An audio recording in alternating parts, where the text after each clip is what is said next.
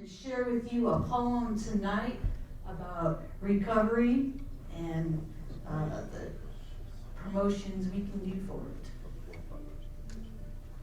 My father and I both love Pitbulls.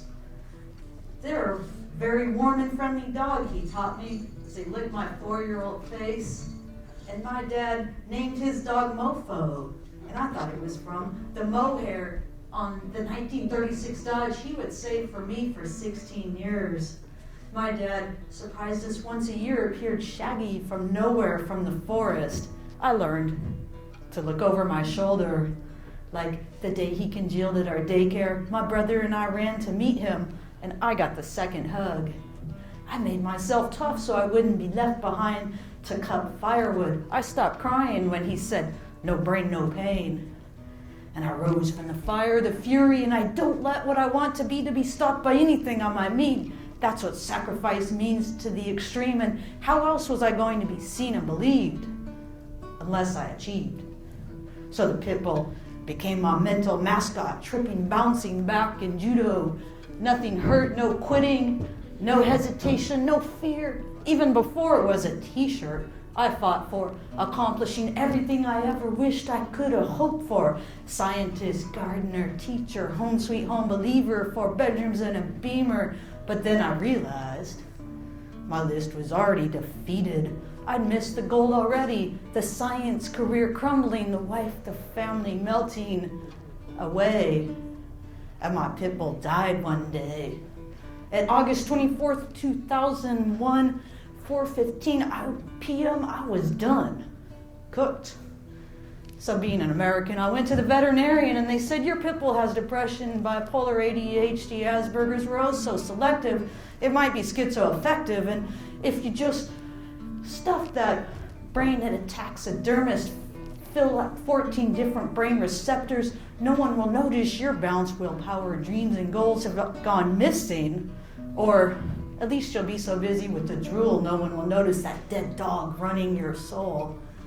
Yeah. 2 things I finally realized.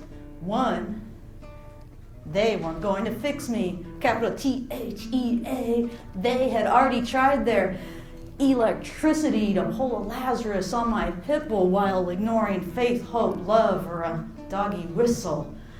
If I was ever again going to be successful, the responsibility was totally mine. And number 2, I realized God didn't want me dead any of those 6 times I'd put my own life on the line. It was a baby pit bull puppy, the real look at first, less bouncy than bottle feeding. My mom and stepdad's hearts still bleeding. They, the veterinarians, still blocking brain receptors, about 6 at a time. That should have been fine. So I said, "Oh, it's time to go back to work. Become someone again.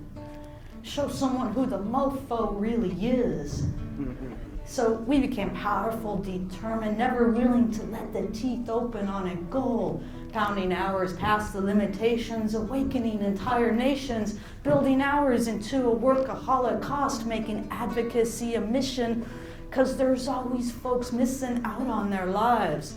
Because it's not our job to get people into the mental health system. It's our job to get them out. Right.